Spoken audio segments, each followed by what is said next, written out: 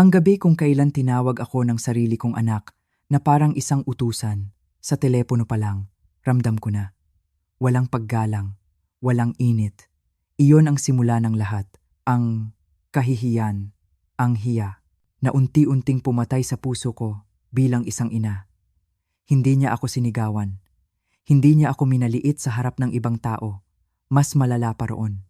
Ginamit niya ang boses na para bang kumakausap ng isang estranghero na may utang sa kanya.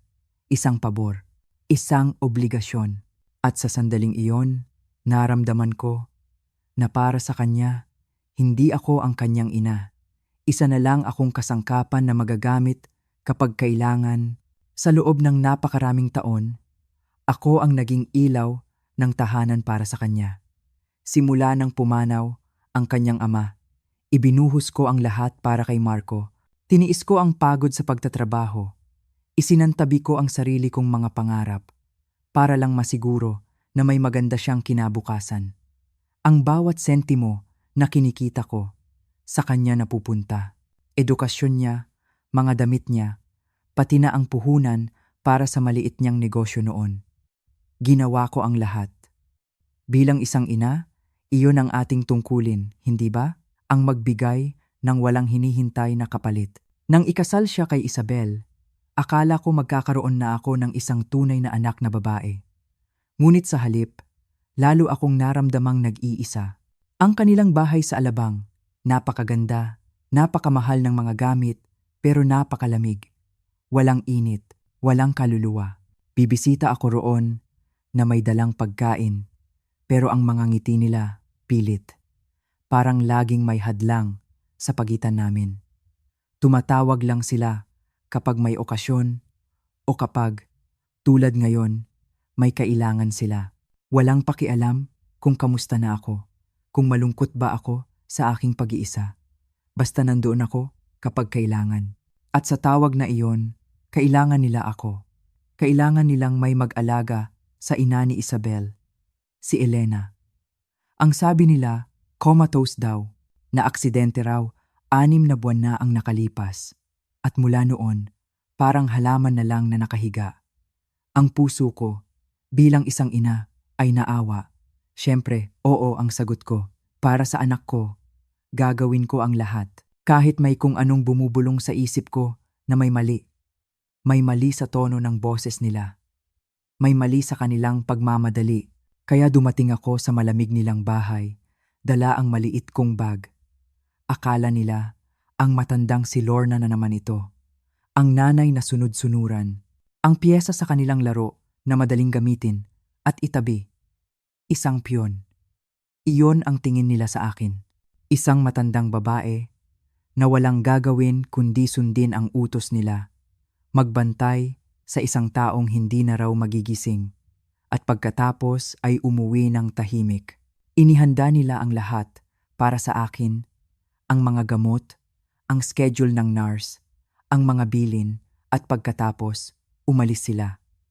Iniwan nila ako sa isang bahay na puno ng mga lihim, pero may isang bagay silang hindi alam. Isang bagay na hindi nila kailanman pinaghandaan. Ang piyesa na inakala nilang mahina ay may sariling isip. Ang matandang babae na minamaliit nila ay may mga matang nakakakita sa hindi nila nakikita. At ang pinakamalaking pagkakamali nila sa lahat, iniwan nila ako kasama ang kanilang lihim na yaman. Ang kanilang alas, dahil sa sandaling sumarado ang pinto at humalo ang tunog ng kanilang sasakyan sa ingay ng kalsada, sa katahimikan ng malaking bahay na iyon, nangyari ang imposible.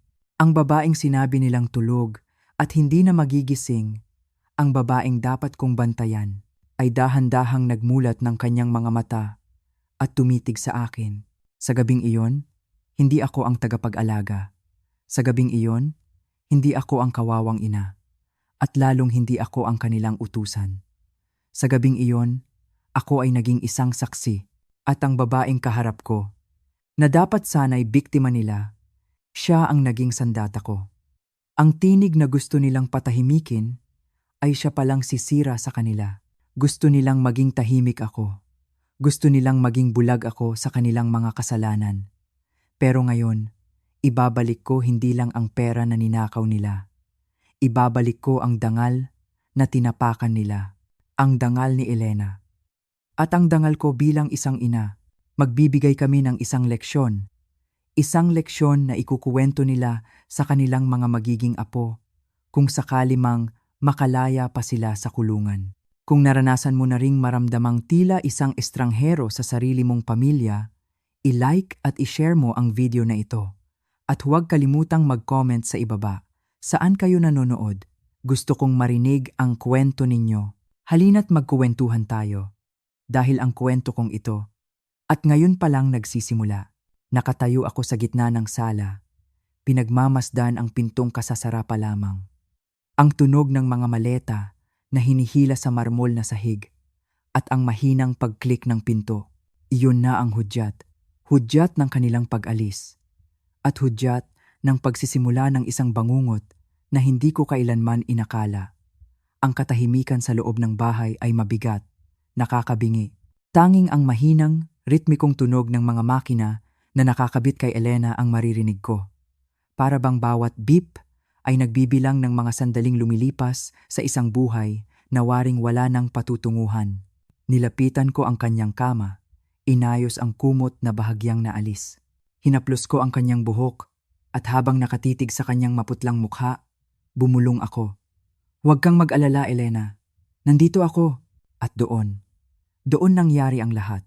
Sa pagdampi ng aking mga daliri sa kanyang noo, bigla siyang nagmulat ng mata. Isang malakas na paghinga ang kumawala sa akin. Napaatras ako. Ang puso ko'y tila gustong kumawala sa aking dibdib. Ang kanyang mga mata, malinaw na malinaw, alerto at puno ng isang damdamin na hindi ko mabasa. Nakatitig siya sa akin at sa titig na iyon, para akong nanigas. Hindi iyon ang mga mata ng isang taong comatose. Hindi. Iyon ang mga mata ng isang taong matagal nang naghihintay. Salamat sa Diyos, bulong niya. Ang kanyang boses ay paos, mahina, pero malinaw. Malinaw na malinaw. Akala ko, hindi na sila aalis, para akong binuhusan ng malamig na tubig. Ang dugo sa aking mukha ay tila biglang nawala. Elena, ikaw? Gising ka? Sinubukan niyang umupo, napangiwi sa sakit. Tulungan mo ako, pakiusap. Matagal na akong nakahiga, naninigas na ang aking mga kalamnan. Nanginginig ang aking mga kamay habang inaayos ko ang kanyang mga unan. Ang isip ko ay gulong-gulo. Sinusubukang unawain ang nangyayari. Paano? Bakit? Ang sabi ng anak ko, ang sabi ng manugang ko, ang sabi ng mga doktor. Pero ang sabi nila, comatose ka. Isang mapait na tawa ang kumawala sa kanya. Isang tawa na puno ng sakit na higit pa sa pisikal. Ay Lorna, mahal kong Lorna, napakarami mong hindi alam. Hinawakan niya ang aking kamay at nagulat ako sa lakas ng kanyang pagpisil. Para siyang kumakapit sa akin para sa kanyang buhay. Iniisip nilang comatose ako dahil iyon ang gusto nilang paniwalaan. Iyon ang kailangan nilang paniwalaan ng lahat. Hindi ko maintindihan, sabi ko, habang nauupo sa silya sa tabi ng kanyang kama. Ang kanyang mga mata ay napuno ng luha, pero ang kanyang boses ay nanatiling matatag. Tiniturukan nila ako ng gamot, Lorna, araw-araw. Minsan, 2 beses sa isang araw. Si Isabel, binibigyan niya ako ng iniksyon na nagpapatulog sa akin ng mahimbing. Huminga siya ng malalim. Sinasabi niya sa lahat na iyon daw ang mga gamot na inireseta ng aking neurologist. Pero hindi. Hindi totoo iyon. Ang buong silid ay tila umikot sa aking paningin. Hindi. Hindi maaari. Ang aking manugang? Ang babaeng pinakasalan ng aking anak? Imposible. Bakit? Bakit nila gagawin ang ganyang bagay? Dahil, sabi ni Elena, at ang kanyang boses ay halos pabulong na lang. Ninakaw nila ang lahat ng pag-aari ko at kailangan nila akong walang malay para hindi ko sila mapigilan. Nakatitig lang ako sa kanya. Tuyo ang aking lalamunan. Ang puso ko'y dumadagundong. Pagnanakaw?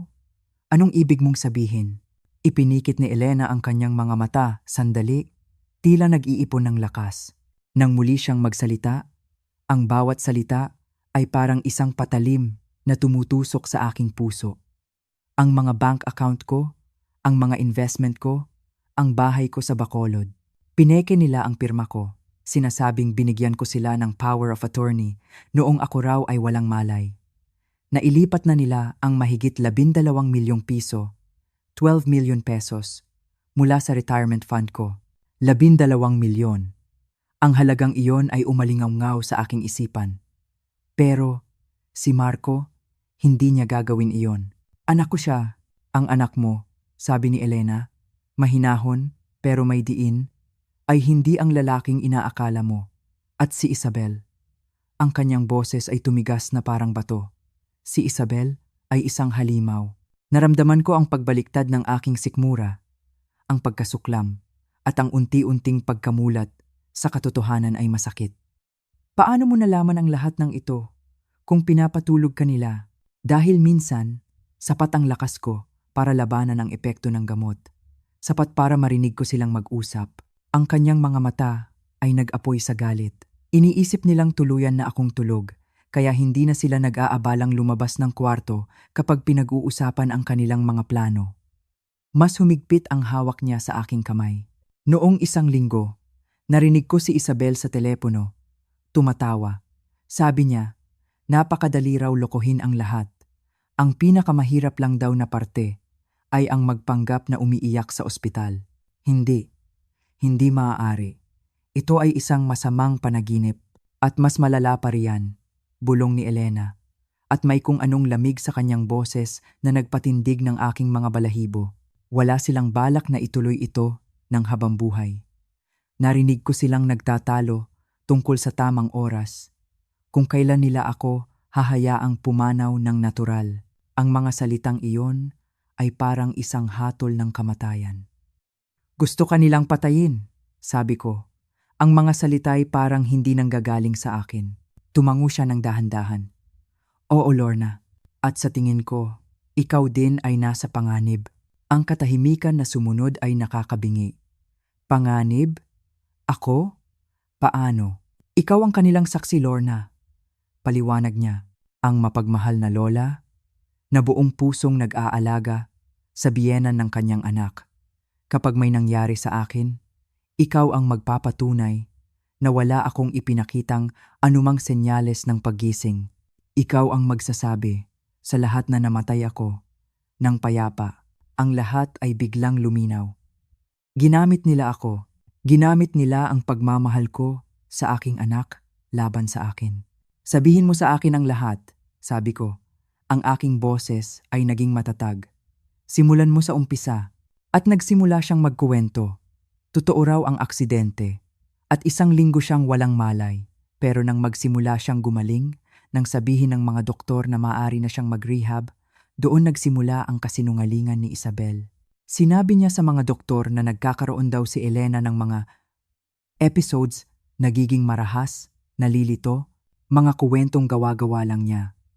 Dinala pa niya si Marco para kumpirmahin ang mga ito. At ang mga doktor, naniwala sila. Naniwala sila sa nag-aalalang anak. Kaya inireseta nila ang mga pampakalma na unti-unting pinalitan at dinagdagan ni Isabel ng mga gamot na siya mismo ang bumibili. Dati siyang nagtrabaho sa isang pasilidad para sa mga matatanda, sabi ni Elena. Tingin ko, doon niya natutunan ang lahat ng ito. Morili Marila. Ang bawat detalye ay bumubuo ng isang larawan ng kasamaan na hindi kayang abutin ng aking isipan. Ang kabuuang halaga na ninakaw nila ay umabot na sa halos 23 milyong piso. 23 million pesos. At ang plano nila, pagbalik nila mula Cebu, sisimulan na nila ang huling yugto. Itatala ni Isabel ang mga pagbabago sa aking kalagayan hirap sa paghinga, pangingitim ng balat mga sintomas na siya mismo ang lilikha sa pamamagitan ng pag-overdose sa akin ng gamot. Gagawin nilang mukhang natural ang lahat, isang trahedya, at pagkatapos, kapag patay na ako, mamanahin nila ang lahat at magbabakasyon sa isang mamahaling cruise na nagkakahalaga ng halos 900,000 piso, 900,000 pesos. Ang cruise na iyon, babayaran gamit ang pera ko. Napatayo ako. Hindi na mapakali. Kailangan nating tumawag ng pulis. Gamit anong ebidensya, Lorna? Tanong niya. Salita ko laban sa salita nila. Ang mga medical record sumusuporta sa kuwento nila. Ang mga bank transfer mukhang legal dahil sa mga peking pirma. At ako? Dapat ay isa akong babaeng walang isip na nakahiga lang dito. Doon ko naintindihan. Kailangan namin ng pruweba. At doon, sa gitna ng takot at kawalan ng pag-asa, nakita ko ang determinasyon sa kanyang mga mata. Kaya kailangan ko ang tulong mo, Lorna. Sabi niya, ikaw lang ang nakakita sa aking gising. Ikaw lang ang nakakaalam ng katotohanan. Tumango ako. Ang pagmamahal ko sa aking anak ay napalitan ng galit at pagnanais na itama ang lahat ng ito. Ang babaeng kaharap ko ay hindi ko kaano-ano. Pero sa sandaling iyon, mas naramdaman ko ang koneksyon sa kanya kaysa sa sarili kong anak. Kami ay magkakampi. Ano ang gagawin natin? Tanong ko. Isang maliit na ngiti ang sumilay sa kanyang mga labi. Sa unang pagkakataon, nakita ko ang pag-asa. Tatalunin natin sila sa sarili nilang laro, Ivnei Razom. Ang sumunod na 2 araw ay parang isang eksena sa pelikula. Kami ni Elena ay naging mga detective sa loob ng sarili naming bilangguan. Kailangan naming kumilos ng mabilis at maingat, lalo na kapag malapit nang dumating ang nurse, si Mrs. Reyes. Sa tuwing naririyan siya, si Elena ay babalik sa kanyang pagpapanggap bilang isang pasyenteng comatose. Ang pagbabago ay perpekto. Ang kanyang paghinga ay magiging mababaw. Ang kanyang mga mata ay mananatiling nakapikit. At ang kanyang katawan ay magiging ganap na walang kibo. Ako naman ay gagampanan ang papel ng isang nag-aalalang biyenan. Magtatanong ako tungkol sa kanyang kalagayan, makikinig sa mga payo ng nurse, at magpapakita ng tamang antas ng pag-aalala. Si Mrs. Reyes, isang mabait na babae, ay walang kamalay-malay sa teatrong nagaganap sa kanyang harapan. Ang bawat pagtatala niya sa chart ni Elena ay isang hakbang na palayo sa katotohanan. Pagkaalis niya, agad kaming kikilos. Si Elena, kahit na nanghihina pa, ang nagsilbing utak ng aming operasyon. Ang kanyang isip ay matalas pa rin. Tingnan mo ang filing cabinet sa opisina ni Marco. Bulong niya sa akin isang hapon. Sa pinakataas na drawer, sa likod ng mga dokumento ng buwis. Doon nila itinatago ang mga pekeng papeles. Dahan-dahan akong pumasok sa opisina. Ang bawat yabag ko ay maingat, na para bang may mga matang nakamasid sa akin. Binuksan ko ang drawer. Nandoon nga, nakatago sa likod ng makakapal na folder, ang isang sobre. Sa loob nito, mga kopya ng power of attorney, mga medical directive, mga bank authorization. Lahat ay may pirma ni Elena. Ngunit nang ikumpara ko ito sa kanyang tunay na pirma sa isang lumang Christmas card na nakita ko, malinaw ang pagkakaiba. Hindi perpekto ang kanilang pamimeke. Nagpractice sila, paliwanag ni Elena, nang ipakita ko sa kanya ang mga litrato na kinunan ko gamit ang aking telepono. Nahuli ko si Isabel minsan na sinusundan ang pirma ko sa mga papel. Ang sabi niya, tinutulungan niya lang daw ako sa mga thank you note para sa mga nagpadala ng get well cards. At ako naman, naniwala ako. Ang sunod naming hinanap ay ang patunay ng iligal na pagbili ng mga gamot sa closet nila sa kwarto, sabi ni Elena. May isang kahon doon na puno ng mga lumang sapatos. At tama siya. Sa ilalim ng mga sapatos, nakita ko ang isang maliit na kahon. Puno ito ng mga resibo at shipping record. Si Isabel ay umo-order ng mga pampatulog at sedatives mula sa mga online pharmacy gamit ang mga peking pangalan at reseta.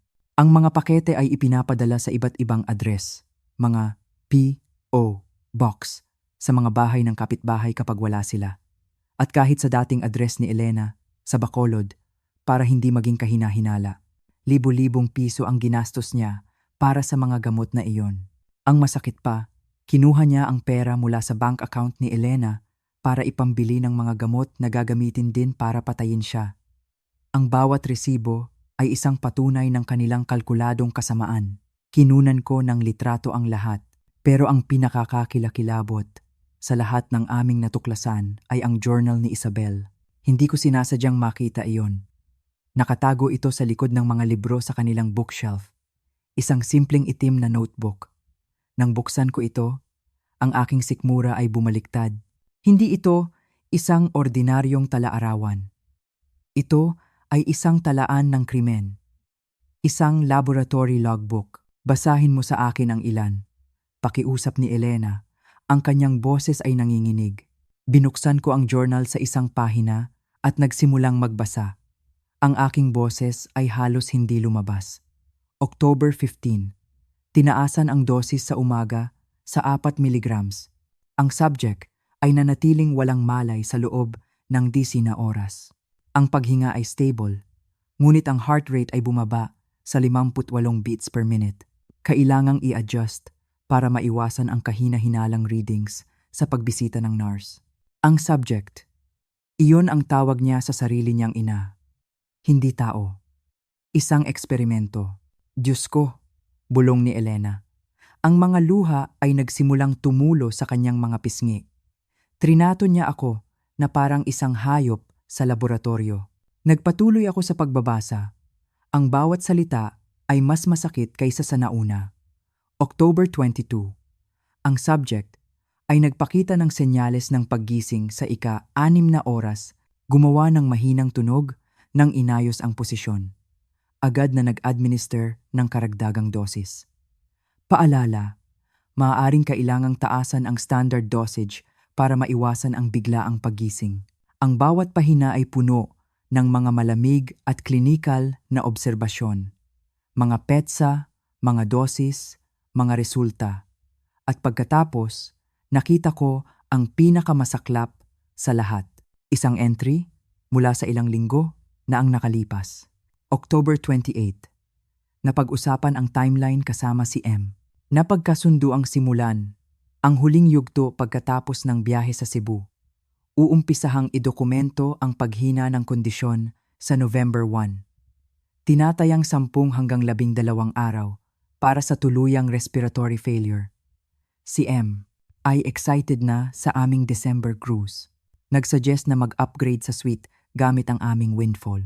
Isinara ni Elena ang kanyang mga mata, pero hindi bago ko makita ang sakit at galit doon. Pinag-uusapan nila ang aking kamatayan na parang nagpaplano lang sila ng bakasyon. Ang huling entry ang bumasag sa aking puso.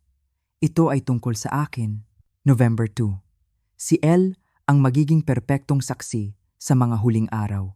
Ang kanyang testimonya tungkol sa mapayapang huling mga linggo ay magiging mahalaga para sa anumang investigasyon ng insurance. Sabi ni M, ang kanyang ina ay laging madaling manipulahin. Hindi siya maghihinala ng anuman. Inaasahan kong matapos na ito para makapagsimula na kami sa aming bagong buhay.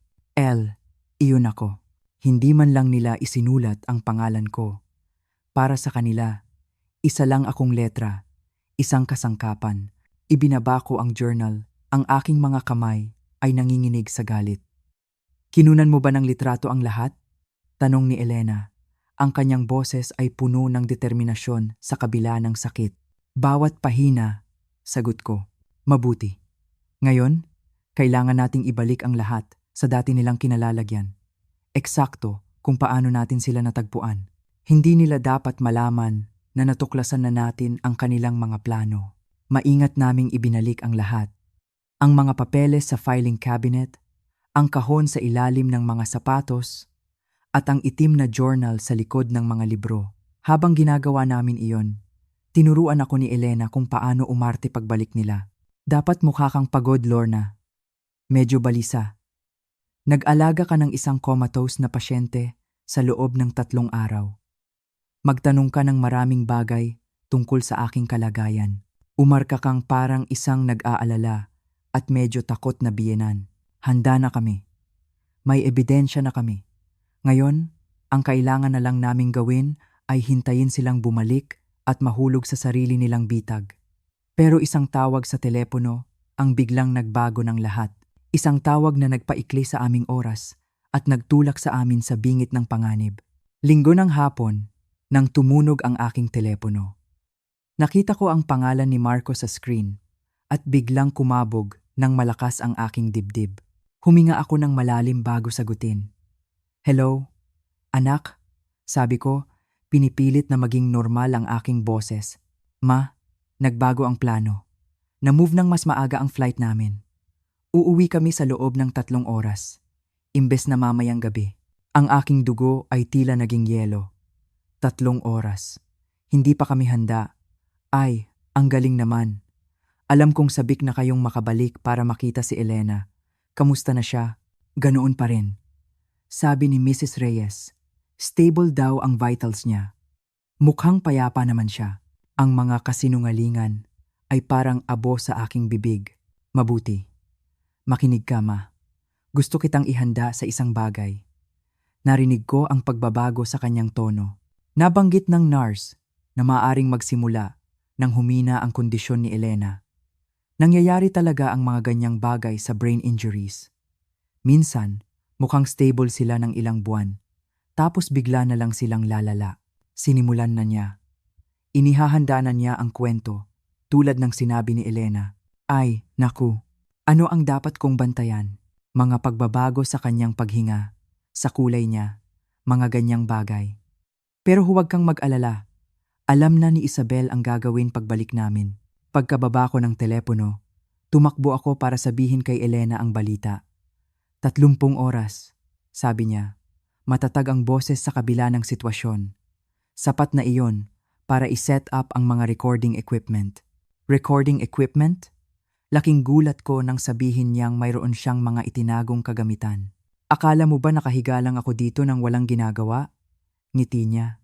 Umorder ako, online, ilang buwan na ang nakalipas, noong una kong naramdaman ang kanilang plano.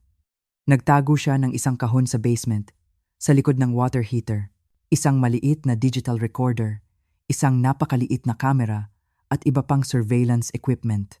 Habang mabilis naming ikinakabit ang mga ito, isang kamera na nakatago sa isang palamuti sa estante, at isang recorder sa ilalim ng coffee table. Sa sala naramdaman ko ang pinaghalong takot at pananabik.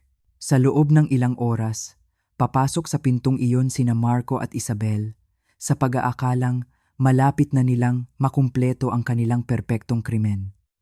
Ang hindi nila alam, papasok sila sa isang bitag. Narinig namin ang tunog ng sasakyan na pumarada sa garahe. Handa ka na ba? Tanong ni Elena. Tumingin ako sa matapang na babaeng ito. Handa na, sagot ko. Bumukas ang pinto. Lorna, nakauwi na kami. Ang masayang boses ni Isabel. Ang huling yugto ay magsisimula na. Pinilit kong maging kalmado. Si Elena ay agad na bumalik sa kanyang pagpapanggap. Ang kanyang pagbabago ay napakabilis at kapani-paniwala. Kamusta na siya? Tanong ni Marco. Ang kanyang mukha ay nagpapakita ng peking pag-aalala. Payapa naman, sagot ko. Pero nabanggit ni Mrs. Reyes na medyo bumagal daw ang heart rate niya. Nakita ko ang isang mabilis na kislap ng kasiyahan sa mga mata ni Isabel bago niya ito pinalitan ng pag-aalala. Naku, sabi niya. Minsan, senyales iyan ng pagbabago sa kanyang kondisyon. Ang sumunod na ilang oras ay isang palabas ng kanilang kasinungalingan. Nagkunwari silang nag-aalala. Gumawa sila ng mga peking tawag sa mga peking doktor at ipinaliwanag sa akin ang natural na paghina ng katawan ni Elena. Sa hapunan, habang kumakain kami ng take-out na Chinese food, nag-text si Marco at napangiti. Magandang balita, sabi niya kay Isabel. Kinumpirma na ng cruise line ang ating upgrade. Penthouse suite. Pagkatapos ay tumingin siya sa akin. Magbabakasyon kami pagkatapos ng Pasko, ma. Sobrang stress na kami sa kalagayan ni Elena. Ang kanilang kawalang hiyaan ay nakakasuklam. Pagkatapos ng hapunan, bigla silang naging seryoso. Ipinatayo ako ni Marco sa sala. Ang kanilang mga ngiti ay nawala. Ma, sabi niya, ang kanyang boses ay malamig at kalkulado, isang boses na hindi ko pa narinig mula sa kanya. Kailangan mong maintindihan ang sitwasyon dito. Tumayo si Isabel sa tabi niya. Hindi na sila mukhang isang naglulukhang mag-asawa. Mukha silang isang team ng mga kriminal. Anong sitwasyon? Tanong ko, kahit na ang puso ko ay kumakabog na sa takot. Ang sitwasyon tungkol sa kondisyon ni Elena, sabi ni Marco. at ang iyong papel sa mangyayari sa mga susunod na araw. Ivrea, hindi kita maintindihan. Nagkatinginan sila, at ang nakita ko sa kanilang mga mata ay nagpatindig ng aking mga balahibo. Ma, sabi ni Marco, dahan-dahan. Mamamatay si Elena ngayong linggo at tutulungan mo kaming siguraduhin na walang sino man ang magtatanong ng mga hindi magandang katanungan tungkol dito. Ang mga salita ay parang suntok. Kahit alam ko na ito ang kanilang plano, ang marinig ito mula mismo sa bibig ng aking anak. Sa ganoong kakaswal na paraan, iyon ang nagpabagsak sa akin. Marco, anong pinagsasabi mo? Huwag ka nang magkunwari, ma. Hindi bagay sa'yo. Tumigas ang kanyang boses. Nandito ka sa loob ng 3 araw. Nakita mo ang kondisyon niya. Kapag namatay siya at mamamatay siya sa lalong madaling panahon, sasabihin mo sa lahat na pumanaw siya ng payapa, napapaligiran ng pamilyang nagmamahal sa kanya. Is was no. Tinatakot mo ako, bulong ko. Humakbang si Isabel. Ang kanyang matamis na maskara ay tuluyan ng natanggal. Dapat ka talagang matakot, Lorna. Dahil may pagpipilian ka. Pwede kang maging bahagi ng pamilyang ito o pwede kang maging isang problema na kailangang solusyonan. Isang problema na kailangang solusyonan. Isang banta, ganito ang mangyayari, ma, patuloy ni Marco. Sa mga susunod na araw, lalala ang kondisyon ni Elena. Hihirap ang kanyang paghinga, magiging irregular ang tibok ng kanyang puso, at sa huli, susuko ang kanyang katawan. At ikaw, nandito ka para masaksihan ang lahat ng iyon. Makikita mo kung gaano kami kahirap lumaban para iligtas siya. Dagdag ni Isabel, kung gaano kami kasira kapag nawala na siya. At kapag dumating ang mga pulis, kapag nagtanong ang mga investigador, sasabihin mo sa kanila kung ano ang nakita mo. Nakatitig lang ako sa kanila. At kung hindi ko gagawin, ang lamig sa silid ay tila bumaba pa. Ma, sabi ni Marco, ang kanyang boses ay bumalik sa pagiging malambing, ngunit mas nakakatakot. Ikaw ay 64 taong gulang. Nag-iisa ka sa buhay. Walang ibang pamilya maliban sa akin. Ang mga aksidente, madalas mangyari sa mga matatanda. Ang banta ay malinaw. Hindi lang nila papatayin si Elena. Handa rin silang patayin ako. Ang sarili niyang ina, hindi mo gagawin iyan. Sabi ko, halos hindi na makahinga. Sana hindi na namin kailanganin. Sagot ni Isabel. Ang kanyang boses ay bumalik sa pagiging masaya at matamis. Mas gusto naming kakampi ka. Ang pamilya dapat laging magkakasama. Nang gabing iyon, habang papunta ako sa guest room, narinig ko silang nagbubulungan sa likod ko. Hindi ko naintindihan ang mga salita, pero ang tono, iyon ang tono ng mga mandaragit na pinag-uusapan ang kanilang biktima. Isinara ko ang pinto, nanginginig ang buong katawan, pero sa kabila ng takot, may isang bagay na nagpapatatag sa akin. Ang hindi nila alam, ang bawat salita ng kanilang pag-amin, ang bawat banta ay nakuha na. Ang bitag ay isinara na nila sa kanilang sarili. At bukas ng gabi, mahuhuli na sila. Kinabukasan, ang hangin sa bahay ay mabigat sa pag-arte at kasinungalingan. Sinimulan ni Isabel ang kanyang masterpiece of deception. Maingat niyang itinala sa chart ang mga paghina ni Elena. Tumawag siya sa mga peking doktor. Ang kanyang boses ay puno ng peking pag-aalala. Doc, nag-aalala ako sa fluid sa kanyang mga baga. Maririnig kong sabi niya sa telepono. Si Marco naman ay gumaganap bilang isang naglulukhang manugang. Tumatawag sa mga kamag-anak na hindi naman totoo para ibalita ang lumalalang kondisyon ni Elena. Dumating si Mrs. Reyes bandang hapon at tulad ng inaasahan, nakita niya ang mga epektong nilikha ng mga gamot ni Isabel. Mas mababa ang kanyang oxygen saturation, sabi niya. May pag-aalala sa kanyang mukha at mas irregular ang kanyang heart rate.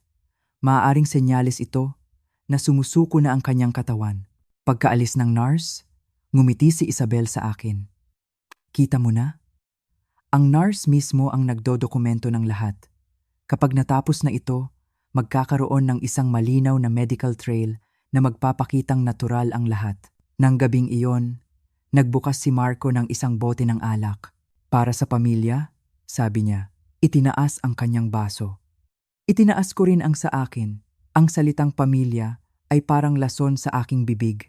Habang kumakain, patuloy nilang pinag-usapan ang kanilang mga plano, ang cruise, ang bagong bahay, ang bagong kotse. Bandang 9:00 ng gabi, inihayag ni Isabel na oras na para sa panggabing gamot ni Elena. Ito na siguro ang huling dosis na ibibigay natin sa kanya. Sabi niya sa akin ng pabulong. Tataasan ko ang respiratory suppressants. Kung nahihirapan na ang katawan niya, ito ang magpapagaan sa kanyang pagtawid. Pagtawid, isang napakagandang salita para sa pagpatay. Sinundan ko sila sa kwarto. Pinanood ko si Isabel habang inihahanda niya ang alam kong nakamamatay na cocktail ng mga gamot. Mas maingat siya ngayon. Sinusukat ang bawat mililitro. Isang pagpapakita ito ng awa, sabi niya, habang hinihila ang likido papasok sa hiringgilya. Wala na naman talaga siya. Tinutulungan lang natin ang kanyang katawan na sumunod. It's sudden. Amday. Tumango si Marco. Ito ang gugustuhin niya. Habang papalapit si Isabel sa IV line ni Elena, dala ang hiringgilya, ang puso ko ay dumadagundong. Ito na ang sandali. Ang huling ebidensya ng kanilang intensyon na pumatay. Sandali, sabi ko. Pareho silang napalingon sa akin. Ang kamay ni Isabel ay nanigas sa ere.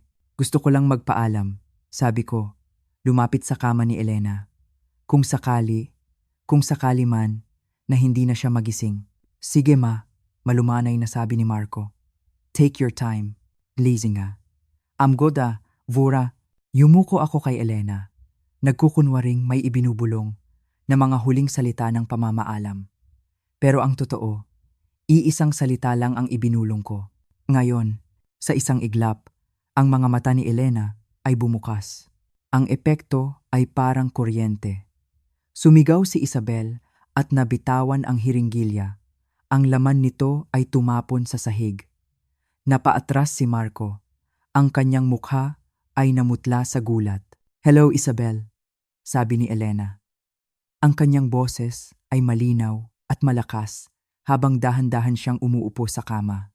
Nagulat ka bang makita akong gising? Walang sino man ang gumalaw. Nakatitig kaming lahat sa kanya na para bang siya ay isang multo na bumangon mula sa hukay. At sa isang paraan, totoo nga iyon. Imposible, sabi ni Isabel. Comatose ka. Sira ang utak mo. Hindi maaari. Hindi maaari ang ano? Ang mag-isip? Ang makaalala? Ang magplano? Itinayo ni Elena ang kanyang mga binti sa gilid ng kama. Ay, mahal kong Isabel. Naaalala ko ang lahat. Bawat iniksyon, bawat peking pirma, bawat pisong ninakaw ninyo. Nahanap ni Marco ang kanyang boses. Nagkakaroon ka ng episode. Nalilito ka. Talaga? Kinuha ni Elena ang maliit na recording device mula sa bedside table. Kung ganoon, baka maipaliwanag ninyo ito. Pinindot niya ang play. At bigla, ang silid ay napuno ng kanilang sariling mga boses mula sa gabi bago iyon. Mamamatay si Elena ngayong linggo. At tutulungan mo kaming siguraduhin na walang sino man ang magtatanong ng mga hindi magandang katanungan tungkol dito. I can. Ang mukha ni Marco ay naging abo. Si Isabel ay tila hihimatayin. Makinig pa kayo, kalmadong sabi ni Elena. Nagpatuloy ang recording. Sa mga susunod na araw, lalala ang kondisyon ni Elena. Hihirap ang kanyang paghinga. Magiging irregular ang tibok ng kanyang puso. At sa huli, susuko ang kanyang katawan. Ni-record mo kami, bulong ni Isabel. Sa loob ng maraming buwan, kumpirma ni Elena. Bawat pag-amin, bawat plano, bawat kaswal na usapan tungkol sa aking pagpatay. Akala niyo ba, hahayaan ko lang kayong sirain ang buhay ko? Biglang sumugod si Marco, pero itinaas ni Elena ang kanyang kamay. Huwag mong ituloy iyan. Dahil ang mga recording na iyan, nasa kamay na ng mga pulis at ng NBI. Binabantayan na nila ang bahay na ito mula pa kahapon na para bang isang hudyat. Narinig namin ang malalakas na yabag sa labas, sinundan ng malakas na katok sa pinto. Pulis! Buksan ang pinto. Bumagsak si Isabel sa isang silya. Isinubsob ang mukha sa kanyang mga kamay. Si Marco ay nanatiling nakatayo. Ang kanyang bibig ay bumubuka at sumasara na parang isang isdang nauubusan ng hininga. Bumukas ang pinto ng kwarto at pumasok ang mga armadong pulis. Walang kikilos, itaas ang mga kamay. Habang pinopusasan sila at binabasahan ng kanilang mga karapatan, pinanood ko lang sila. Tapos na. Tapos na ang bangungot. Habang inilalabas sila, lumingon sa akin si Marco. Ang kanyang mga mata ay puno ng pagtataksil. Paano mo nagawa ito sa sarili mong anak? Tinitigan ko siya. Ang estrangherong ito na hindi ko nakilala at wala akong naramdaman kundi ginhawa. Hindi kita anak, mahina kong sabi. Matagal nang namatay ang anak ko. Isa ka lang kriminal na nagkataong kadugo ko. Nang makaalis na ang mga pulis, kami ni Elena ay naupo sa tahimik na kusina, umiinom ng tsaa. Ang bawat isa ay nagpoproseso ng mga nangyari. Nahatulan sina Marco at Isabel ng 25 taon sa bilangguan. Naging laman sila ng balita. Ako ay tumestigo sa kanilang paglilitis, tinitigan sila sa mata habang isinasalaysay ang takot at pagtataksil na ipinaramdam nila sa akin. Wala silang ipinakitang pagsisisi, ngunit ang hustisya ay naibigay. At higit sa lahat, kami ni Elena ay natagpuan ang isang bagay na hindi namin inaasahan. Isang pagkakaibigan, isang kalayaan, at isang pangalawang pagkakataon sa buhay. 6 na buwan ang lumipas. Kami ni Elena ay nakatayo sa isang dalampasigan sa Palawan. Pinapanood ang paglubog ng araw. Ang hangin ay humahaplos sa aming mga mukha, at kami ay tumatawa na parang mga dalagita. Saan tayo susunod? Tanong niya. Isinukbit ang kanyang braso sa akin. Ngumiti ako. Mas magaan ang pakiramdam kaysa dati. Kahit saan natin gusto. At sa unang pagkakataon sa aking buhay, iyon ay ganap na totoo. Pagkatapos naming maingat na maibalik ang mga pekeng dokumento at mga resibo sa kani-kanilang mga taguan, naramdaman ko ang isang kakaibang kapanatagan na may halong takot. Mayroon na kaming ebidensya, mayroon na kaming patunay. Ngunit alam kong hindi pa ito sapat. Ang mga papeles ay maaaring itanggi. Ang mga resibo ay maaaring ipaliwanag sa ibang paraan. Kailangan namin ng isang bagay na hindi matatawaran. Isang bagay na direktang magmumula sa kanila, isang pag-amin. Habang nag-iisip ako, napadpad ako sa kanilang silid tulugan. Nagkukunwari akong nag-aayos ng mga gamit, nagpupunas ng alikabok, isang bagay na gagawin ng isang biyenan na gustong maging kapaki-pakinabang. Doon ko nakita ang kanilang bookshelf. Puno ito ng mga libro tungkol sa paglalakbay, sa pagnenegosyo, mga librong nagpapakita ng kanilang ambisyon. Ngunit sa likod ng isang hilera ng makakapal na libro, may sumilip na isang bagay na itim, isang simpleng notebook. Dahil sa kuryosidad, kinuha ko ito. Ang bigat nito ay ordinaryo lang. Ang itsura nito ay simple lang, walang pangalan, walang marka. Pero sa pagbuklat ko ng unang pahina, ang aking paghinga ay biglang naputol. Ang sulat kamay, alam kong kay Isabel ito. Ngunit ang mga salitang nakasulat, hindi iyon mga salita ng isang ordinaryong tao. Ito ay malamig, kalkulado, parang isang siyentipiko na nagtatala ng isang eksperimento. Lorna, mahinang tawag ni Elena mula sa sala. Ano iyan? Dinala ko ang notebook sa kanya. Ang aking mga kamay ay bahagyang nanginginig. Inilagay ko ito sa kanyang kandungan at itinuro ang mga nakasulat. Ang kanyang mga mata ay nanlaki habang binabasa niya ang mga salita. Ang bawat entry ay may petsa. Ang bawat entry ay may detalye. Hindi ito isang tala-arawan ng damdamin. Ito ay isang tala-arawan ng krimen. Basahin mo sa akin, pakiusap niya. Ang kanyang boses ay garalgal. Kailangan kong marinig. Kailangan kong malaman kung gaano kalalim ang kanilang kasamaan. Huminga ako ng malalim at nagsimulang magbasa mula sa isang pahina sa gitna. October 15. Tinaasan ang dosis sa umaga sa 4 milligrams. Ang subject ay nanatiling walang malay sa loob ng 13 na oras. Ang paghinga ay stable, ngunit ang heart rate ay bumaba sa 58 beats per minute. Kailangang i-adjust para maiwasan ang kahina-hinalang readings sa pagbisita ng nurse. Huminto ako. Ang subject.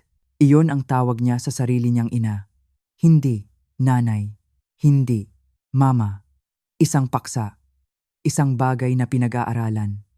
Parang isang daga sa loob ng isang hawla. Naramdaman ko ang pag-akyat ng asido sa aking lalamunan. Tumingin ako kay Elena at nakita ko ang mga luha na tahimik na dumadaloy sa kanyang mga pisngi. Ngunit hindi iyon mga luha ng pagkatalo. Iyon ay mga luha ng galit. Magpatuloy ka, sabi niya.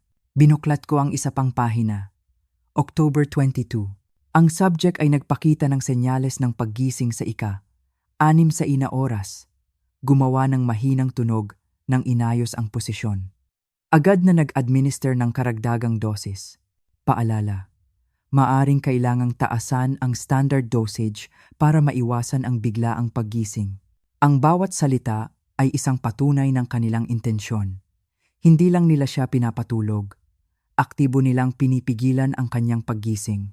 Pinag-aaralan nila ang kanyang katawan para mahanap ang perpektong paraan upang panatilihin siyang bilanggo sa sarili niyang isipan. Ito ay isang uri ng torture na dahan-dahan at walang awa. Nagpatuloy ako sa pagbabasa. Ang bawat pahina ay mas masahol pa sa nauna.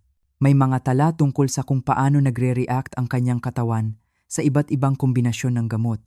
May mga tala tungkol sa kung paano lokohin ang nurse. At pagkatapos, nakita ko ang pahinang nagpatigil sa pagtibok ng aking puso. October 28. Napag-usapan ang timeline kasama si M. Napagkasundo ang simulan ang huling yugto pagkatapos ng bihe sa Cebu. Uumpisahang idokumento ang paghina ng kondisyon sa November 1. Tinatayang 10 hanggang 12 araw para sa tuluyang respiratory failure. Si M ay excited na sa aming December cruise. Nag-suggest na mag-upgrade sa suite gamit ang aming windfall. Windfall. Iyon ang tawag nila sa mana na makukuha nila mula sa pagkamatay ni Elena. Isang biyaya, isang suwerte.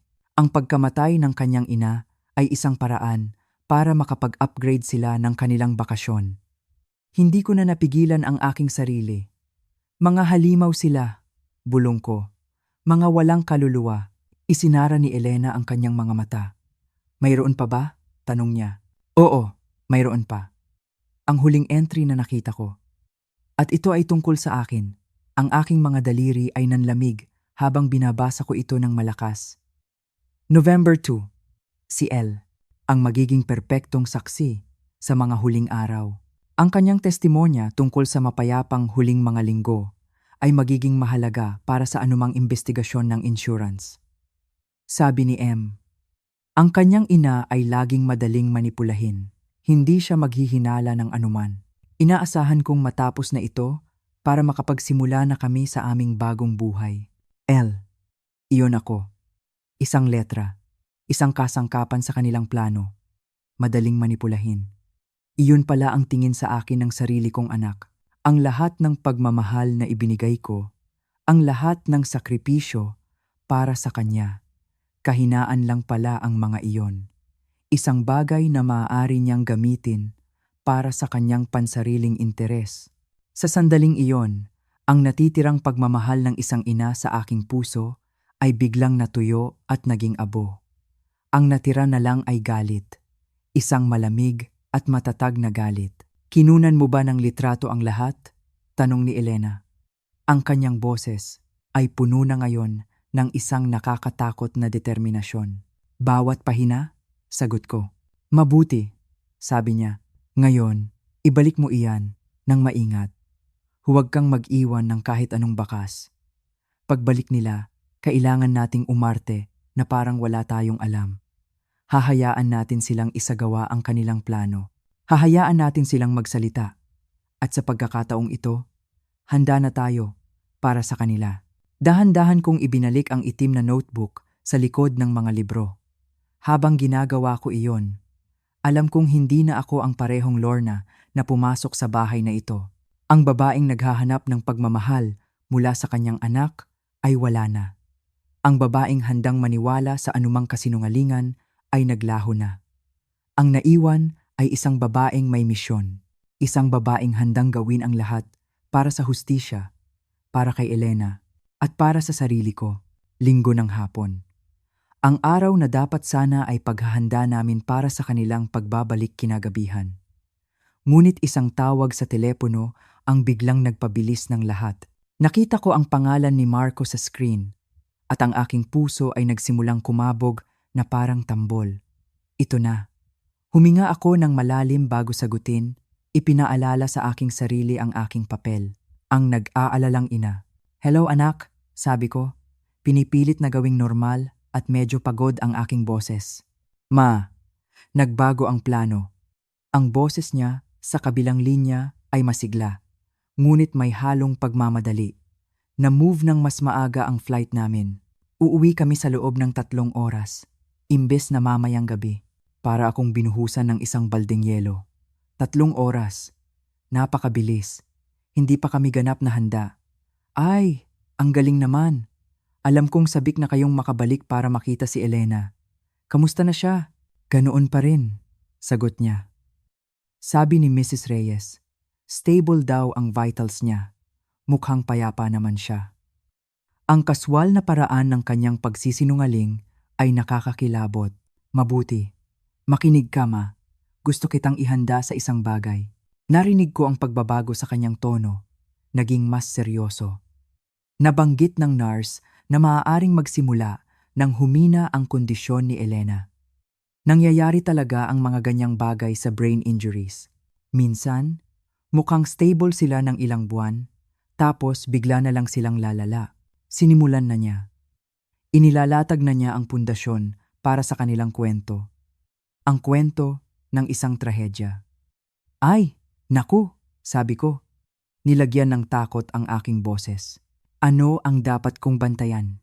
Mga pagbabago sa kanyang paghinga, sa kulay niya, mga ganyang bagay. Pero huwag kang mag-alala. Alam na ni Isabel ang gagawin pagbalik namin. Pagkababa ko ng telepono, dali-dali akong tumakbo papunta kay Elena. 30 oras na lang, sabi ko. Ang kanyang reaksyon ay hindi takot, kundi isang seryosong pagtatasa. Sapat na iyon, sabi niya.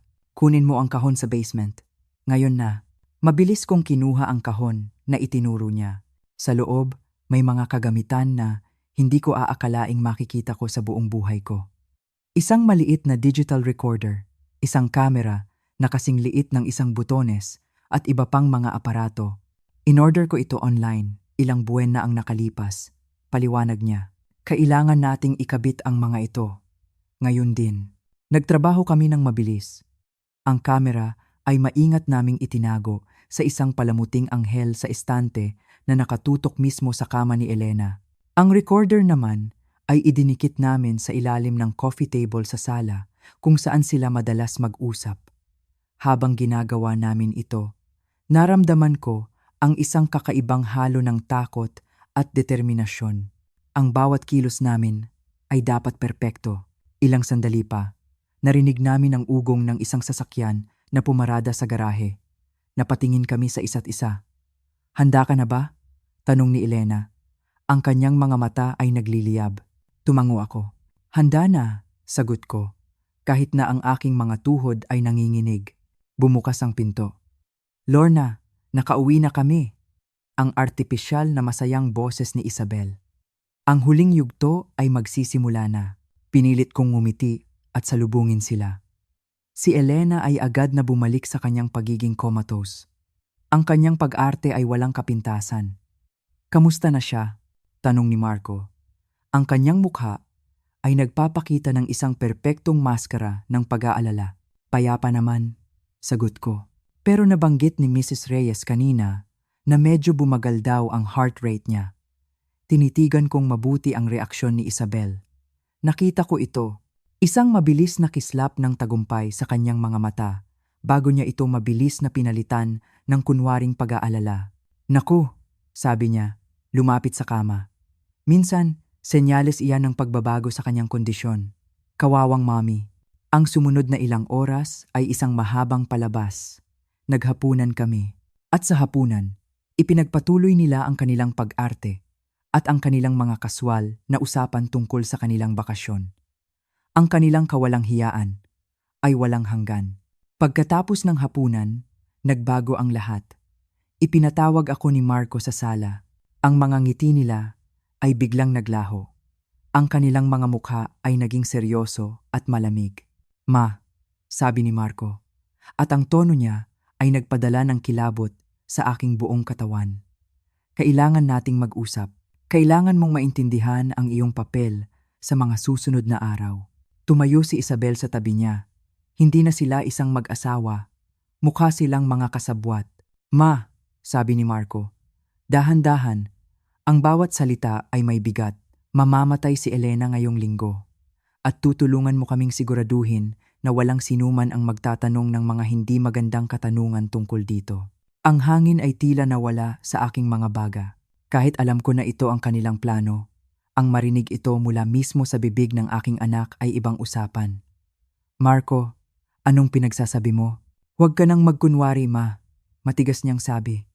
Kapag namatay siya at mamamatay siya, sasabihin mo sa lahat na pumanaw siya ng payapa, napapaligiran ng pamilyang nagmamahal sa kanya. At kung hindi ko gagawin? Tanong ko. Ang aking boses ay nanginginig. Ang lamig sa silid ay tila bumaba pa. Ngumiti si Marco. Isang ngiti na hindi umabot sa kanyang mga mata. Ma, ikaw ay 64 taong gulang.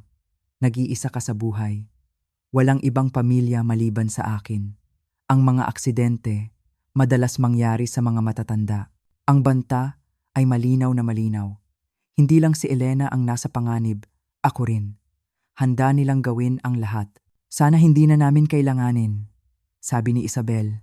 Ang kanyang boses ay bumalik sa pagiging matamis, na mas lalong nakakatakot. Mas gusto naming kakampi ka. Ang pamilya dapat laging magkakasama, hindi ba? Nang gabing iyon, habang naglalakad ako papunta sa aking silid, ang aking mga binti ay parang gelatin. Ang takot ay totoo.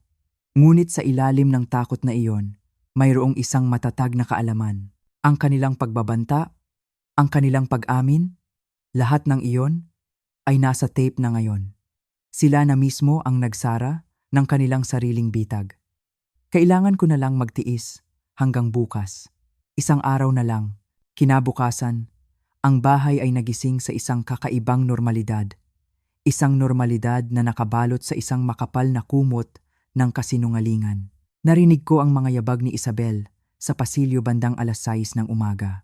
Sinimulan niya ang kanyang gawain na parang isang dedikadong tagapag-alaga.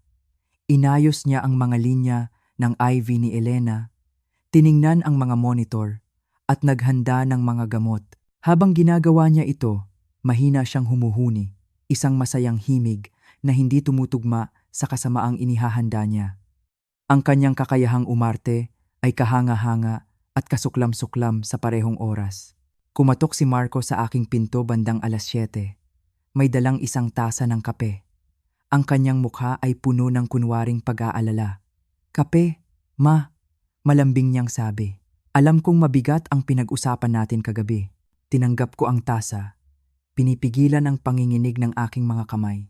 Salamat, anak. Napag-isipan mo na ba? Tanong niya. Tumingin ako sa kanyang mga mata. Hinahanap ang kahit katiting na bakas ng batang pinalaki ko. Wala na roon. Oo, sabi ko, ang mga salita ay parang lason sa aking dila. Naiintindihan ko kung ano ang kailangan ninyo sa akin. Isang malaking ngiti ng ginhawa ang gumuhit sa kanyang mukha. Alam kong maiintindihan mo, ma. Ang pamilya, kailangang magtulungan. Tinapik niya ang aking balikat. Ang dati nagbibigay sa akin ng kapanatagan na haplos ay para na ngayong haplos ng isang ahas. Ang buong araw ay isang mahabang pag-arte. Sinimulan ni Isabel ang huling yugto ng kanilang plano. Maingat niyang itinala sa chart ang mga pekeng obserbasyon. Ang paghinga niya ay mas hirap ngayon, sasabihin niya sa akin, habang tinitingnan si Elena, at medyo naninilaw ang kanyang balat. Ito na siguro ang simula ng paghina na sinasabi ng mga doktor. Siyempre, ang mga sintomas na iyon ay resulta ng mga gamot na unti-unti niyang idinadagdag sa IV ni Elena. Tumawag siya sa kanyang doktor. Ang kanyang boses ay puno ng pag-aalala, sapat na malakas para marinig ko. Dok, Nag-aalala ako sa fluid sa kanyang mga baga. Oo, alam ko na common complication ito. Dapat ba nating taasan ang respiratory therapy? Isang perpektong pagganap. Si Marco naman ay gumanap bilang isang naglulukhang manugang. Gumawa siya ng mga madamdaming tawag sa mga pekeng kamag-anak. Binabalitaan sila tungkol sa lumalalang kondisyon ni Elena. Bandang tanghali, kinausap niya ako. Ma, sa tingin ko kailangan na nating ihanda ang ating mga sarili. Sabi niya, ang kanyang mga mata ay kunwaring naluluha. Tingin ni Isabel, maaaring mangyari ito sa loob ng susunod na 28 hanggang 48 na oras. Ganoon kabilis? Sabi ko, ginagampanan ang papel ng isang nabiglang biyenan. Mabilis talagang umusad ang mga bagay na ito kapag nagsimula na, sagot niya. Pero at least, hindi na siya maghihirap ng matagal. Nang dumating si Mrs. Reyes bandang hapon, ang tensyon ay mas lalong tumindi. Kinakabahan ako habang sinusuri niya si Elena. Paano kung may mapansin siyang kahina-hinala, ngunit ang plano ni na Isabel at Marco ay perpekto. Ang mga epekto ng gamot ay lumabas bilang mga natural na sintomas ng isang katawang sumusuko na. Mas mababa ang kanyang oxygen saturation kaysa sa gusto kong makita. Sabi ni Mrs. Reyes, nakakunot ang noo habang tinitingnan ang kanyang mga aparato. At mas irregular ang kanyang heart rate. Maaring senyales ito na nagsisimula ng bumigay ang kanyang mga organ. Pagkaalis ng nurse, naramdaman ko ang pagiging kampante ni na Marco at Isabel. Ang kanilang plano ay gumagana ng walang palya. Ang nurse mismo ang nagiging hindi sinasadyang saksi sa kanilang krimen. Nang gabing iyon, nagbukas si Marco ng isang bote ng mamahaling alak. Isang selebrasyon. Para sa pagdaan sa isang mahirap na araw, sabi niya. Ang hapunan ay napuno ng kanilang mga pangarap. Ang cruise, ang bagong bahay sa Florida, ang bagong kotse. Ang kanilang pag-uusap ay walang bahid ng kalungkutan o pag-aalala. Ito ay pag-uusap ng 2 taong malapit nang makuha ang kanilang premyo. Bandang 9:00 ng gabi, inihayag ni Isabel na oras na para sa huling gawain. Ang kanyang boses ay seryoso at malungkot, isang perpektong pag-arte. Oras na para sa panggabing gamot ni Elena, sabi niya. Pagkatapos ay tumingin siya sa akin. Ito na siguro ang huling dosis na ibibigay natin sa kanya. Huminga siya ng malalim. Tataasan ko ang respiratory suppressants. Kung nahihirapan na ang katawan niya, ito ang magpapagaan sa kanyang pagtawid. Pagtawid. Isang napakagandang salita para sa pagpatay. Sinundan ko sila sa kwarto. Napanood ko si Isabel habang inihahanda niya ang alam kong nakamamatay na cocktail. Mas maingat siya ngayon. Mas metikuloso. Sinusukat ang bawat patak. Isinusulat niya ang mga dosis sa chart para sa mga record. Isang pagpapakita ito ng awa, sabi niya, habang hinihila ang likido papasok sa hiringgilya. Wala na naman talaga siya. Tinutulungan lang natin ang kanyang katawan na sumunod. Tumango si Marco. Ang kanyang mukha ay solemn. Ito ang gugustuhin niya. -a. Habang papalapit si Isabel sa IV line ni Elena, dala ang hiringgilya na naglalaman ng kamatayan. Ang puso ko ay dumadagundong na parang gusto ng sumabog. Ito na ang sandali. Ang huling piraso ng ebidensya, ang akto ng pagtatangkang pagpatay. Kailangan kong manatiling kalmado. Kailangan kong sundin ang plano. Ang aking buong katawan ay gustong sumigaw. Gusto kong agawin ang hiringgilya at itapon ito. Ngunit pinigilan ko ang aking sarili. Isang maling galaw at lahat ay masisira. Ito na ang katapusan ng kanilang palabas at ang simula ng kanilang pagbagsak. Ang kamay ni Isabel na may hawak na hiringgilya ay ilang pulgada na lang mula sa IV port. Ang malinaw na likido sa loob nito ay kumikinang sa ilalim ng ilaw ng lampara. Ito na iyon, ang sandali ng walang pagbabalik. Ang hangin sa silid ay tila nawala. Ang tanging naririnig ko ay ang pagdagundong ng aking puso sa aking mga tainga. Sandali, sabi ko, ang aking boses ay lumabas na mas malakas at mas matatag kaysa sa inaasahan ko. Pareho silang napalingon sa akin. Ang kanilang mga galaw ay biglang natigil. Ang mukha ni Isabel ay nagpakita ng iritasyon na para bang naistorbo ko ang isang sagradong ritual. Ang kay Marco naman ay pagtataka. Gusto ko lang magpaalam, sabi ko. Ang mga salita ay maingat na pinili. Lumakad ako papalapit sa kama. Ang aking mga paa ay parang may sariling isip. Kung sakali man na hindi na siya magising. Ang ekspresyon ni Marco ay lumambot. Ang pag-arte niya ay bumalik. Sige, ma, malumanay niyang sabi. Take your time. Yumuko ako kay Elena. Ang kanyang mukha ay payapa. Ang perpektong imahe ng isang taong malapit ng pumanaw. Inilapit ko ang aking bibig sa kanyang tainga. Nagkukunwaring may ibinubulong na mga huling salita ng pamamaalam at pagmamahal. Ang amoy ng gamot ay nanunuot sa hangin. Naramdaman ko ang pagtitig ni na Marco at Isabel sa aking likuran, naghihintay. Ngunit hindi mga salita ng pamamaalam ang lumabas sa aking bibig. Isang salita lang, isang hudyat. Ngayon, sa isang iglap na parang kidlat, ang mga mata ni Elena ay bumukas. Ang mga mata ni Elena. Iyon ang unang sumira sa kanilang perpektong mundo. Hindi iyon ang malabong mga mata ng isang taong naguguluhan. Hindi, iyon ay mga matang nagliliyab sa talino at sa isang matinding galit na matagal ng kinimkim. Ang epekto ay parang isang pagsabog na walang tunog, isang pagsabog ng katotohanan, isang nakakabinging sigaw ang kumawala kay Isabel. Ang hiringgilya ay nahulog mula sa kanyang nanginginig na kamay, tumama sa sahig at nagkalat ang lason na dapat sana'y tatapos sa buhay ng kanyang ina. Napaatras siya. Ang kanyang mukha ay nawalan ng kulay, naging kasing puti ng kumot ni Elena. Si Marco naman, nanigas siya sa kanyang kinatatayuan. Ang kanyang bibig ay bahagyang nakabuka, ang kanyang mga mata ay nanlalaki sa hindi paniniwala, ang maskara ng nag-aalalang anak, ng mapagmahal na asawa, ay biglang nabasag na parang salamin, inilalantad ang duwag at sakim na halimaw sa ilalim nito. Sa gitna ng kanilang pagkatulala, dahan-dahang umupo si Elena sa kama. Ang bawat galaw niya ay may bigat, may dignidad.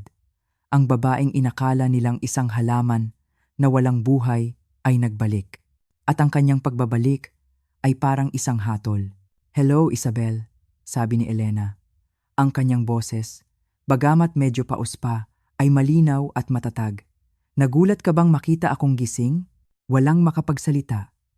Ang katahimikan sa silid ay mas mabigat pa kaysa sa anumang sigaw. "Imposible," bulong ni Isabel. Ang kanyang mga salita ay halos hindi marinig. "Comatose ka. Sira ang utak mo. Hindi maaari." "Hindi maaari ang ano?" tanong ni Elena. Ang kanyang mga mata ay hindi inaalis sa kanyang anak. Ang mag-isip, ang makaalala, ang magplano. Itinayo niya ang kanyang mga binti sa gilid ng kama. Ipinapakita ang lakas na matagal nilang inakalang wala na. "Ay, mahal kong Isabel, naaalala ko ang lahat, bawat iniksyon na itinurok mo, bawat peking pirma na ginawa ninyo, at bawat pisong ninakaw ninyo mula sa akin." Nahanap ni Marco ang kanyang boses, isang boses na puno ng pagtanggi at takot. "Nagkakaroon ka ng episode. Nalilito ka. Kailangan nating tumawag ng doktor. I have Maribov." "Talaga?"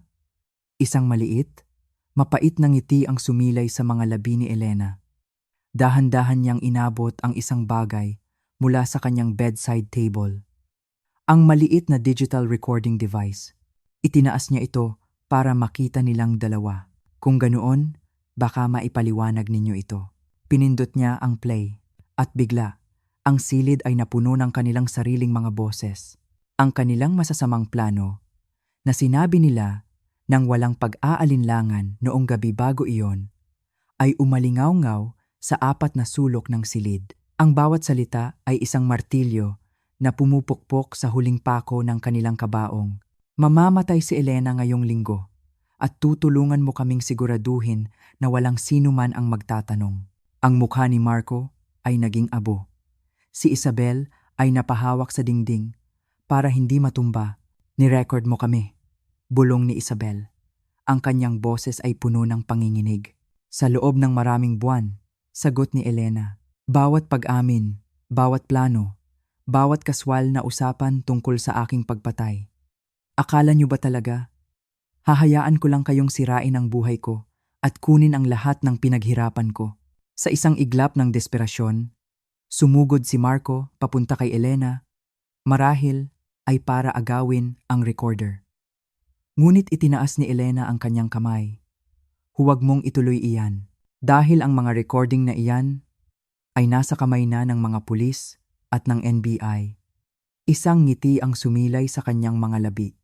Sa katunayan, binabantayan na nila ang bahay na ito mula pa kahapon, na para bang isang hudyat mula sa isang pelikula, kasabay ng kanyang mga salita. Narinig namin ang malalakas na yabag sa labas, sinundan ng isang malakas at marahas na katok sa pinto. Pulis! Buksan ang pinto! Amsu. Bumagsak si Isabel sa isang silya. Isinubsob ang mukha sa kanyang mga kamay. Ang kanyang katawan ay nanginginig sa mga hikbi ng pagkatalo. Bumukas ang pinto ng kwarto at pumasok ang mga armadong pulis. Walang kikilos. Itaas ang mga kamay. Habang pinopusasan sila at binabasahan ng kanilang mga karapatan, pinanood ko lang sila mula sa isang sulok. Tapos na ang bangungot. Habang inilalabas sila, lumingon sa akin si Marco. Sa kanyang mga mata, nakita ko hindi ang pagsisisi, kundi ang isang uri ng pagtataksil na para bang ako ang nagkasala. Ma, paano mo nagawa ito sa sarili mong anak? Tanong niya. Ang kanyang boses ay puno ng pait. Tinitigan ko siya. Ang estrangherong ito na may mukha ng aking anak. At sa sandaling iyon, ang lahat ng natitirang sakit at pagmamahal ay nawala. Ang natira na lang ay isang malawak at payapang kawalan. Hindi kita anak, mahina kong sabi. Sapat lang para marinig niya. Matagal nang namatay ang anak ko. Isa ka lang kriminal na nagkataong kadugo ko. Nawala ang pagtataka sa kanyang mga mata at napalitan ito ng purong galit. Ngunit huli na ang lahat. Inilabas na sila ng mga pulis at ang pinto ay sumarado sa likuran nila. Ang katahimikan na naiwan ay hindi na mabigat.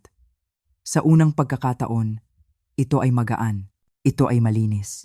Ito ang tunog ng kalayaan. Ang mga sumunod na buwan ay isang mahabang proseso ng paghilom.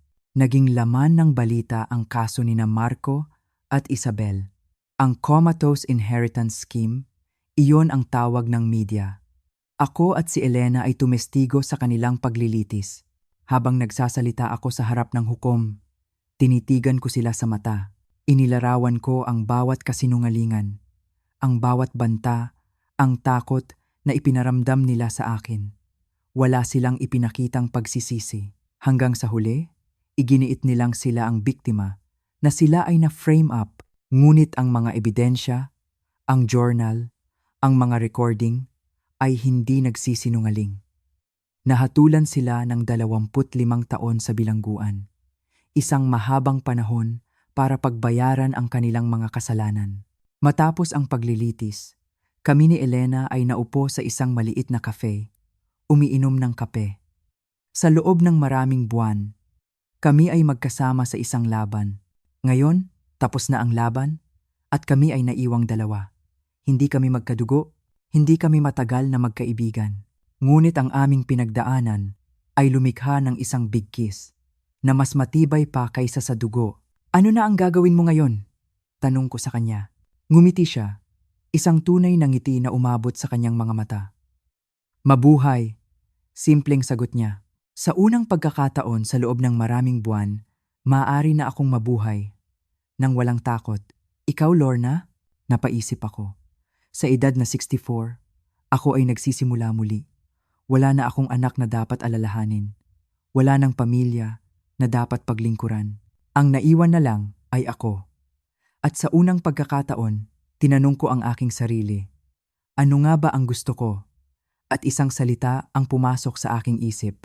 Maglakbay, sabi ko, at nagulat ako sa sarili kong sagot. Palagi kong pinangarap na makita ang mga simbahan sa Europa. Nagningning ang kanyang mga mata. Ako rin. Palagi kong gustong makita ang Switzerland. Tumingin siya sa akin. May kislap ng isang bagong ideya. Bakit hindi tayo maglakbay? nang magkasama? Ang ideyang iyon ay nagdala ng isang init sa aking dibdib. Isang init na matagal ko nang hindi naramdaman. Ang unang tunay na masayang damdamin sa loob ng napakatagal na panahon. Gusto ko iyan, sabi ko. Gusto ko iyan ng sobra. 6 na buwan ang lumipas. At narito kami ngayon.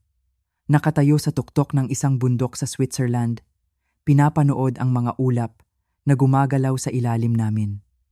Ang hangin ay malamig, pero ang puso ko ay mainit. Hinawakan ni Elena ang aking braso. Saan tayo susunod? Tanong niya.